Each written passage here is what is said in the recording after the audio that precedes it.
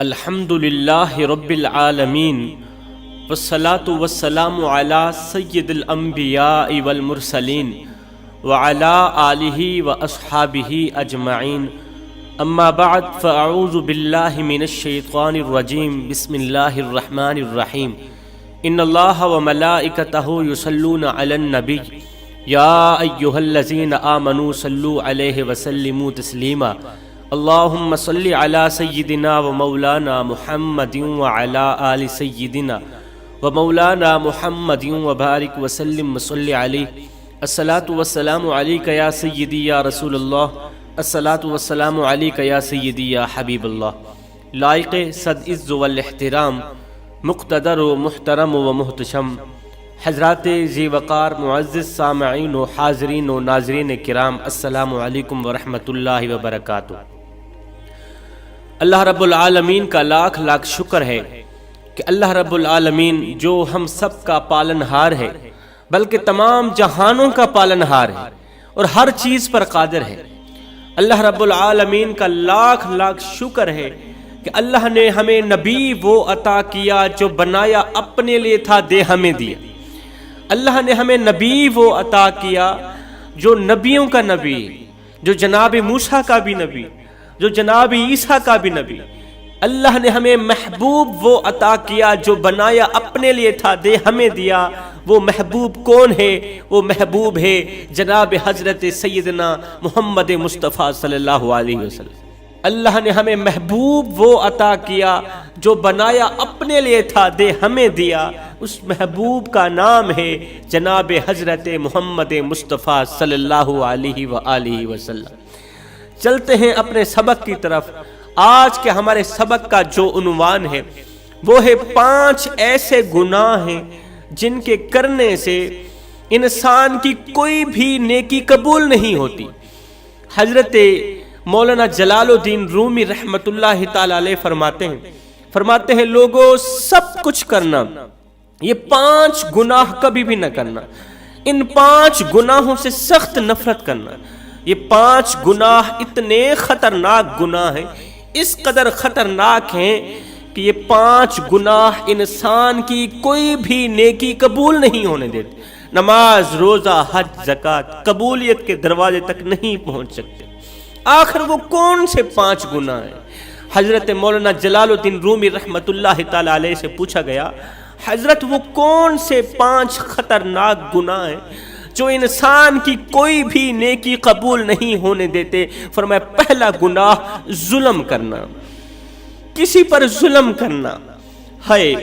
ظالم انسان کی کوئی بھی نیکی قبول نہیں ہوتی، ظالم انسان کی کوئی بھی عبادت قبول نہیں ہوتی۔ یہاں تک کہ تہجد اللہ تعالیٰ کی لاڈلی عبادت ہے، اللہ تعالیٰ ظالم انسان کی پڑھی گئی تہجد بھی قبول نہیں کرتا، اس کے منہ پہ مار کے رکھ دیتا ہے۔ آج ہر طرف ظلم و ستم کا بازار گرم ہے، پورا معاشرہ ظلم و زیادتی کی آگ میں جھلس رہا ہے، پورا معاشرہ ظلم و زیادتی کی آگ میں جھلس رہا ہے۔ آج ہر بڑے نے چھوٹے پر، ہر طاقتور نے کمزور پر دبدبہ ڈالا ہوا ہے، روب جمایا ہوا ہے۔ ہر طاقتور کمزور پر ظلم و ستم کے پہاڑ توڑ رہا ہے۔ ایسا کیوں کیا جا رہا ہے؟ گھریلو معاملات ہوں یا معاشی معاملات ہوں، میاں بیوی کے معاملات ہوں یا والدین کے معاملات ہوں، ہر طرف ظلم ہی ظلم ہوتا دکھائی دے رہا ہے۔ ایسا کیوں ہو رہا ہے؟ اور ہم جیسے لوگ کسی پر ظلم و زیادتی ہوتی دیکھ کر بھی یہ کہہ رہے ہوتے ہیں جس کی لاٹھی اسی کی بھینس، جس کی لاٹھی اسی کی بھینس۔ اپنی آنکھوں سے کسی پر ظلم ہوتا دیکھ کر ہم یہ کہہ رہے ہوتے ہیں بجائے مظلوم کا ساتھ دینے کے کہ جس کی لاٹھی اسی کی بھینس۔ ہم کیا کریں؟ ہم تو کچھ بھی نہیں کر سکتے۔ ہم کیا کر سکتے ہیں؟ ہم خاموش ہیں۔ ہماری خاموشی ہاں کی علامت ہے۔ نکاح کی تقریب میں جب دلہن سے قبولیت کا پوچھا جاتا ہے تو دلہن خاموش رہتی ہے، دلہن خاموش رہتی ہے، اس کی خاموشی ہاں کی علامت ہے۔ اس کا مطلب ہے اس نے نکاح قبول کر لیا ہے۔ ہماری خاموشی ہاں کی علامت ہے۔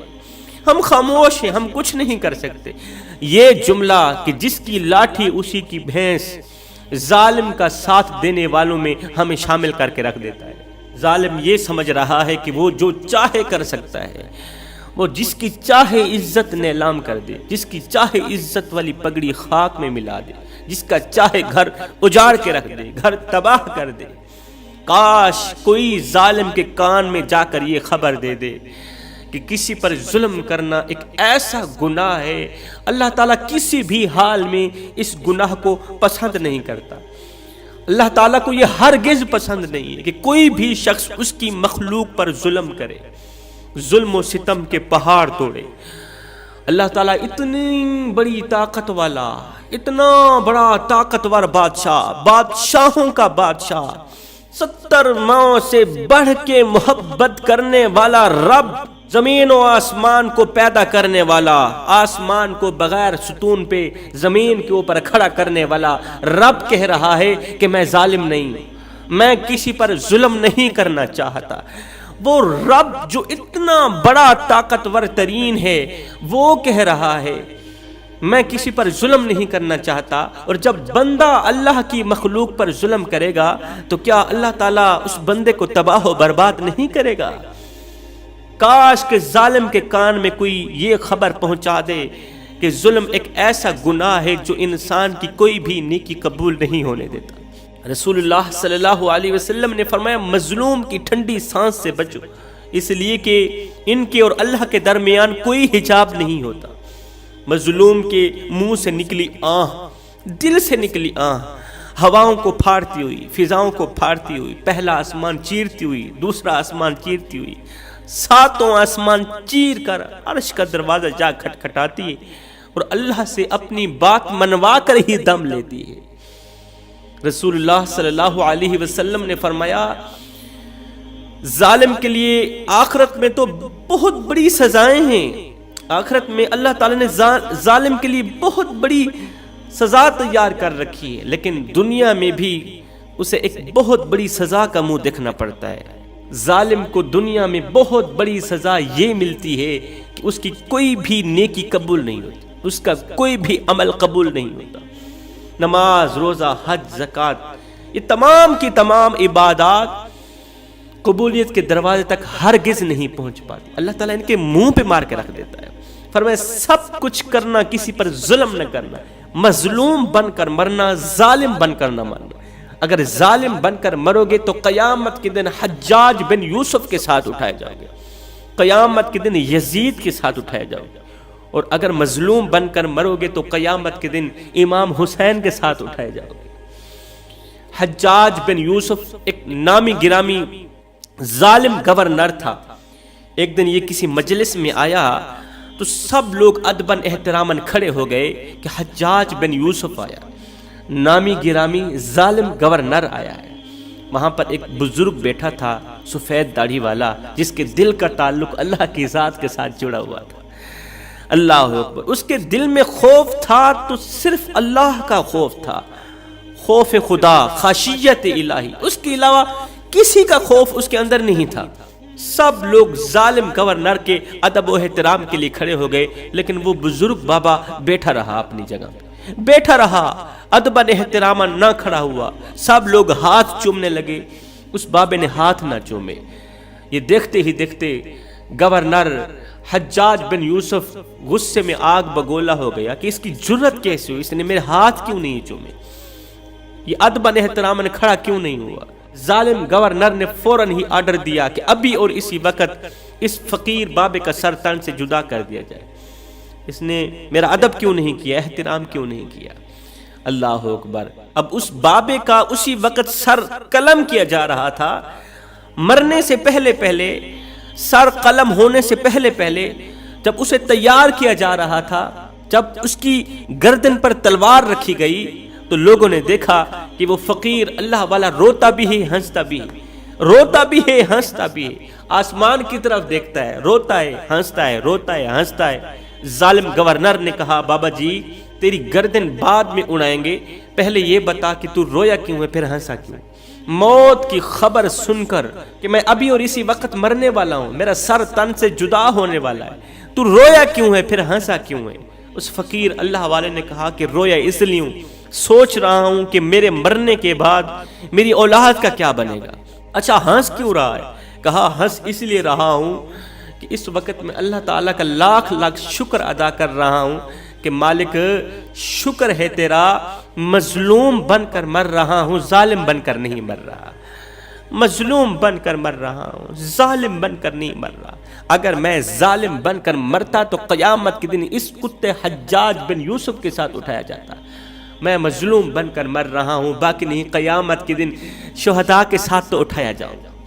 فرمایا ظالم کی کوئی بھی نیکی قبول نہیں ہوتی، کوئی بھی عمل قبول نہیں ہوتا۔ دوسرا گناہ جو بہت بڑا گناہ ہے وہ ہے کسی غریب کے سامنے اپنی دولت کی نمائش کرنا۔ یہ بہت ہی بڑا گھٹیا ترین عمل ہے۔ دین اسلام جیسے خوبصورت مذہب میں سے اگر انسانیت کی خدمت نکال دی جائے تو صرف عبادت رہ جاتی ہے، اور عبادت کے لیے میرے اللہ کے پاس فرشتوں کی کوئی کمی نہیں ہے۔ اس لیے میں کہتا ہوں عبادت اس مقام تک نہیں پہنچاتی جہاں انسانیت کی خدمت پہنچاتی ہے۔ فرمایا کبھی بھی کسی کے سامنے اپنی دولت کی نمائش نہ کرنا۔ آج اللہ نے ہمیں دولت ہی کیا دی، ہم نے پیسوں کی نمائش کچھ اس طرح کی کہ غریب اللہ سے شکوہ کرنے پہ مجبور ہو گیا۔ غریب نے سر اٹھایا، آسمان کی طرف دیکھا، رو کر کہنے لگا ہائے نہ ہم رہے دل لگانے کے قابل، نہ دل رہا غم اٹھانے کے قابل، ربا تیرے بندوں نے دیے اتنے غم، چھوڑا نہ ہمیں مسکرانے کے قابل۔ اللہ نے ہمیں دولت ہی کیا دی، ہم نے جب بھی لوٹا غریب کو لوٹا، ہم نے جب بھی فراڈ کیا غریب کے ساتھ کیا، ہم نے جب بھی عزت پامال کی بیچارے غریب کی عزت پامال کی، ہم نے جب بھی اجاڑا غریب کا گھر اجاڑا۔ اور نادانو مجھے اتنا بتا دو مرنے کے بعد اللہ کو کیا منہ دکھاؤ گے؟ یہی کالی شکل لے کے جاؤ گے؟ یہ گندی شکل لے کر مالک کو دکھاتے ہوئے تمہیں شرم نہیں آئے گی؟ یہ گناہوں میں ڈوبی ہوئی شکل لے کر جب مالک کا سامنا کرو گے تو شرم سے تمہارا سر جھک نہیں جائے گا؟ میرے کریم نبی نے فرمایا صحابہ زندگی میں کبھی بھول کر کے بھی کسی یتیم بچے کے سامنے اپنے بچے سے پیار نہ کرنا، اس سے یتیم بچے کا دل دکھے گا، اس کو مرا ہوا باپ یاد آئے گا۔ فرمایا کسی بے اولاد کے سامنے اپنی اولاد سے پیار نہ کرنا، کسی بیوہ عورت کے سامنے اپنی بیوی کی تعریف بیان نہ کرنا۔ فرمایا اگر اللہ نے تمہیں دولت دی ہے، پیسہ دیا ہے، مال دیا ہے، تو کسی غریب کے سامنے اپنی دولت کی نمائش نہ کرنا۔ غریب کے سامنے کی گئی تمہاری دولت کی نمائش غریب کو رونے پر مجبور کر دے گی، اللہ سے شکوہ کرنے پر مجبور کر دے گی، ٹھنڈی سانس نکالنے پر مجبور کر دے گی۔